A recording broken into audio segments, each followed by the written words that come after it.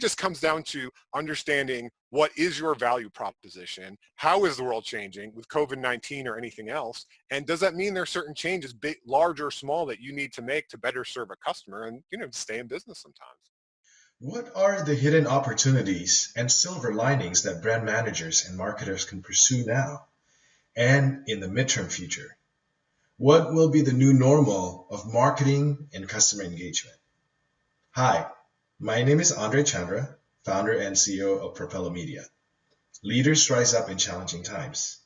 In today's Ask an Expert series, I got a chance to sit down with Daniel Bursetin, Senior Director at MecLabs Institute, whose mission is to help marketers discover why customers say yes and make the choices they do. Listen to our conversation as he lays out the changes that has come or will be coming to marketing and branding environments post-COVID-19. Daniel Burstein, thank you for joining us. It's great to see you here. Hey, thanks for having me. All right. Well, first of all, I just want to ask, how are you? I hope you and everyone in the family, they're safe and healthy. Yeah, thank you very much. I'm here in Jacksonville, Florida. We've been very, very fortunate in that the city hasn't been too hard hit comparatively to other parts of the nation and the world. And, getting to know my family a little better. My daughters are doing the remote learning. My wife's home because, there's no work right now. So we're just kind of getting to know our house and each other better. So we've been very fortunate. All right. So on a professional level, can you tell me a little bit more about who you are and what you do? Yeah, so I don't know if we said, but my name is Daniel Burstein. I'm the Senior Director of Content and Marketing here at MecLabs Institute, and we publish through two brands, Marketing Sherpa and Marketing Experiments. So through MecLabs Institute, we have this mission to discover why customers say yes, discover why they make the choices they do. I was founded by Flint McLaughlin more than 2 decades ago. We've got some patented heuristics into how customers make choices, and with those heuristics, we teach training. We work directly with companies to help them improve their conversion and help them better understand their customers. And then we publish what we learn through marketingexperiments.com. We do YouTube Lives, and we publish a lot about our research and our methodologies to help the marketers of the world.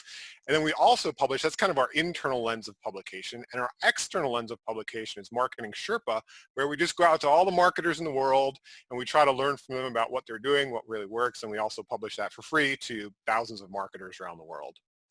I've been following the blog post, the website, and a couple of things that I'd like to dive into today. One of them is the presentation and a blog post called The Hidden Side of COVID-19 Crisis.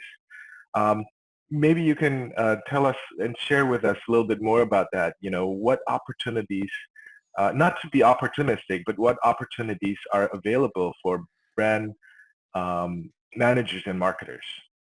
Yeah, so like you said, the only thing, Marketing Sherpa, there's different types of content out there, right? There's news websites, there's marketing and advertising industry news websites that are always publishing the latest, this agency picked up that client, or this latest new technology, or this latest change to the algorithm.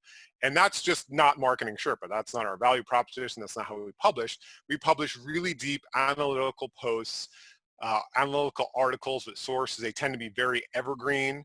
And we like to say it's the type of thing that would have worked 1,000 years ago and 1,000 years from now, because human communication really hasn't changed that much. I mean, we adapted to the technology, right? But it hasn't changed that much. So when COVID-19, this pandemic, this novel coronavirus came along, it was just too big of a story, of a thing that occurring in the world and in the marketing industry. And we said, we have to pivot some, we have to cover this, and we have to show how marketers are reacting to it.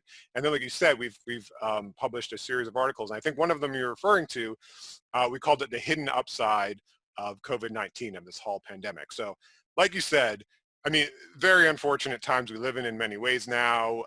More than 90,000 people, I think right now, the latest count, is dying in America, trillions of dollars of economic damage. Certainly not trying to make light of any of that. But we did want to recognize, in any situation, there's an upside too. And we can just sit all day and we can look at the negatives that are happening and kind of feel bad for ourselves, for lack of a better word, or we can look and say, hey, what are the opportunities here? What should we do? And also realizing that we as marketers, I mean, this is what we do, right? There's always change. There's always something different happening in our industry with our competitors to our technology. Right. For example, I started as a copywriter. I was writing print ads in the Wall Street Journal more than 20 years ago. That was awesome. I was excited. That was my thing. Now we're talking over a digital video thing. You're in California. I'm here in Jacksonville, Florida. Like, think about all the change that has been wrought just in our own lives and in our own industry, just from the natural, change of things. So we wanted to kind of give marketers that inspiration and say, hey, yes, times are bad now, but look, there's always an opportunity. Our job as marketers has always been, be that leader in the organization, teach the organization how to pivot, teach them how to find new opportunities, teach them how to find new ways to serve the customer. So I started the article with, if it's okay, a joke. So these aren't funny times. Let me just tell a quick joke. Again, it's not meant to make light of the situation, but it's just Right. kind of a bit of an inspirational piece. Is that okay? Sure. Yeah. Sure. All right, so I love this joke as a kid. So, these two older brothers, they've got this little brother, and he's always just happy and positive and looking at the upside of everything, and they're just so frustrated with him. And so as older brothers do, they're like, okay, how can we get our little brother back? What can we do? And so then they get this idea. They fill his room entirely with manure, totally filled with manure. So they're all excited. The little brother comes home. They're rubbing their hands like, oh, I can't wait to see what's his reaction going to be. So the little brother opens the door. They expect him to be crestfallen. He runs in. He's excited. He's in there. He's digging through the manure. He's having a great time. And the older brothers are so frustrated. And finally they're like, what are you doing? And he just looks up at them covered head to toe in manure. And he says, hey, with all this manure in here, there has got to be a pony somewhere. And so again, difficult times, not trying to make light of the times, just trying to give marketers that new view of saying like, okay, what can we do? What can we do differently? How can we, not so much, like I said, take advantage of the situation, but find something positive. So we came up with 10 different opportunities. We'll go through a few of them. But one of them was just getting out of your creative rut. So I don't know about you, about your day-to-day, but like for me, I write a lot of emails. We do a lot of social media. Right. A lot of landing page, right? We do a lot of the same thing. And so it's very easy to get into that creative rut and say, hey, okay, boom, boom, boom, I'm doing a formula. I was working on some emails with a colleague the other day, and it was clear there was a template to what he was doing. There's a clear template, and we all fall into that trap. And that's why I was trying to push him and say, hey, you know what, now's not the time for the template. Now's the time for human communication. Now's the time, the upside of COVID-19 really breaking us from that, okay, having to take this, we know what's going on. One of the things working at an ad agency in the past is funny how would come up with an idea for a client. Hey, thought I had this great new idea. I've got a bad memory, so I'd be very excited. And then colleagues would say to me, we did that 6 months ago, and we've been doing that every 6 months, and so again, COVID-19's really changed our perspective. One great example I found was with Visit Minneapolis. So Visit Minneapolis is the tourism and travel agency for the Minneapolis-St. Paul area. And, they had their typical social media they were doing about, events in the area and visiting and all these things. And when this COVID-19 pandemic came across, they really said, hey, we can't just do the same old thing. It's not going to make sense. People aren't traveling. People aren't going to want to do that. So they launched the hashtag We Got This Minneapolis campaign on social media. They put up videos. They put up, new social media. One of the things I really liked that they did is they put up a digital jigsaw puzzle of downtown Minneapolis, which is so cool. So if you look, as marketers, this is what we're supposed to do, right? We look at customers, we look at the environment, we look at the macroeconomics, what's going on, what do customers want? They saw, hey, there's been this explosive demand for jigsaw puzzles, right? We're sheltering at home, we're stuck here, we're on our devices all day long. I know I am working. Get off the device, you want to do something different, do a jigsaw puzzle. The problem is, of course, the supply couldn't keep up with the demand. Puzzles are sold out, so they came up, they found a service, did a digital jigsaw puzzle where you can put together, Minneapolis. So again, it's these type of things where it's, we're kind of stuck in this rut. You've been doing the same thing for your clients. Yes, we've had to pivot. It's difficult, but the upside is, what does that bring out in you? What kind of new creativity? Right. Yeah. Now, pivoting your value proposition. is that something that companies really need to do at this point, or just stay the course? Is that, can you share your thoughts on that? Well, I think it depends a lot on the company. Hmm. Looking at, so again, just to take a more holistic view of what's going on here, the times are always changing, right? We live in a moving river, and companies always, they have to look at their value proposition, and they have to constantly be out there testing, understanding the market, understanding the competition, and seeing, is their value proposition still effective and resonating, or do changes need to be made? So, for example, for us, for the parent organization of Marketing Sherpa, like I said, MecLabs Institute, we had, the way we worked with customers and companies is we had pivoted from these really big, long engagements to what we call quick win intensives. And so we go together, get in a room with, key leaders at a company, go through their value proposition, go through their key funnel, look at conversion opportunities, look where conversion is falling out, teach them our methodology, and usually 2 or 3 intense days together. By that time, they leave with, as the name suggests, some quick wins that they can get right away. So not some long 6, 8, 10, 12-month consulting engagement, but boom, intense getting together. Now, I had done one. We had a company come in here. They had a distributed team from San Francisco and I think Idaho and Canada, and they came in here to Jacksonville in early March. We did one. We picked them up in a Tesla. We spent, I think, 3 days together. We had a great time with some of the key leaders. They left with some great quick wins. About a week or two later, I was supposed to go to Irvine, California. I was booking my travel to do another one of these with a medical company. And then this stuff was hitting, and we said, hey, we can't deliver value in the same way we've been delivering it. We can, while that in-person element was really important and really helpful, it doesn't make sense. It made sense 2 weeks ago or a month ago, but it doesn't make sense now, and it's not going to make sense in 2 weeks. So one thing we had to do is we had to pivot too and say, hey, we need to find a way to do this remotely, to use tools like Zoom. And so we had to totally recreate our product and pivot that around a way that companies and customers would feel comfortable, receiving it now. So that's just, us in a B2B sense, but, partly in the article we wrote about a lot of different companies. The ones that, a few of them that stood out to me, one of them was a company called Sendoso, and what they did is they were like a virtual gifting platform for B2B. So if you have, some very important people you're trying to get in front of, or people in your sales funnel, you can send them gifts and keep the relationship moving. They'd been sending those gifts to offices, right? And people, I'm not in an office right now. You're not in an office right now, right? A lot of people are working at home. So they had to change their platform somewhat, and they had to set it up so there could be some verification where people's actual address is, right? They didn't want Hmm. companies investing in these gifts. They went nowhere. So they had to pivot. This is a small pivot, but setting up that new element of like, okay, we have a verified way to deliver to people at home. They Right. did it in a double blind way because they realized people don't necessarily want to give away their home addresses like they would the office address. So they did it in a way where, the data wasn't known by the sending company who's interested in the leads. Another example similar to that, company called Snack Nation, they send these snack boxes to offices. It's a very popular thing to do. Well, people aren't in offices, right? Hmm. So what do you do? Yeah. So within a few days, they pivoted, they changed their funnel, they changed their homepage, they changed their landing page, they changed their product. And from these, snack boxes in offices to at-home wellness packages that companies could now send to their customers at home. Some other examples were dealing with, in the article you'll read about some companies that supplied restaurants. One company supplied restaurants with food, another supplied school lunch cafeterias with foods. While schools are closed and restaurants were, not, they're doing some takeout but didn't have the same demand.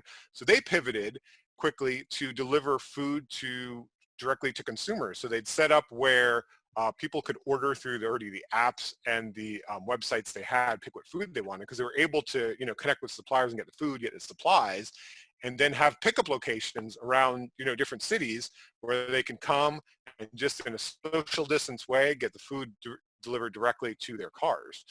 So again, it really just comes down to understanding what is your value proposition, how is the world changing with COVID-19 or anything else, and does that mean there are certain changes, big, large or small, that you need to make to better serve a customer and stay in business sometimes.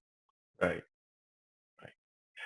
Now, Daniel, in terms of post-COVID comeback strategies, um, what are the signals you're looking for, and what would be the first action upon seeing this signal? It's interesting you asked that. I was reading the Wall Street Journal this morning, and I don't know if you saw about the stock market being up yesterday. I think it was up like 3 or 4 points yesterday, Yes. and that was because supposedly, who knows, right? But supposedly this one company, this one vaccine company, had a very, very, very early indication that its vaccine might be safe and effective in people, and just even that very early little stroke of good luck, perhaps got uh, stock buyers excited enough to start buying. So obviously the biggest way, I mean, I'm not a public health expert, but I think we can all see the biggest way out of this is some sort of vaccine or successful treatment. Short of that, people like to use the term new normal. Again, I want to just kind of pull back and look at beyond COVID-19. There's always a new normal. It's human nature that we say, hey, things were like a certain way, a year ago, 5 years ago, 10 years ago. They're always going to be like that, but it's just doesn't work that way. So I'll give you a very different example. I've lived here in Jacksonville for almost 20 years now. So when I drive around town, I look and I remember like there's a part where there's an apartment complex now, and I'm like, I remember when that was a forest, right? It doesn't seem right to me that's an apartment complex. That was a forest right by my house. It's so nice. Now, there's a country club right across the street from me that when I arrived was a country club, but people who lived here back in the 50s and 60s are like, I used to go hunting there. That used to be a forest. You know what I mean? So to me, that apartment complex doesn't make sense. It should be a forest, but the country club does, because that's what I saw. That's what I knew. And it's the same thing with COVID-19, and it's the same thing with anything. We have this sense in our minds of this is how the world should be because it was the way the world was before then. The world's constantly changing and evolving. It's going to be what it's going to be. Yes, things like vaccines might cause some snapback to how they were before, or we might get to a new normal. We might get to a new normal where people are working at home more, people are, using e-commerce more. Or if a quick vaccine comes, it might be some snapback to, fortunately, I think we're a very lucky generation and we haven't, faced as much hardship as earlier generations.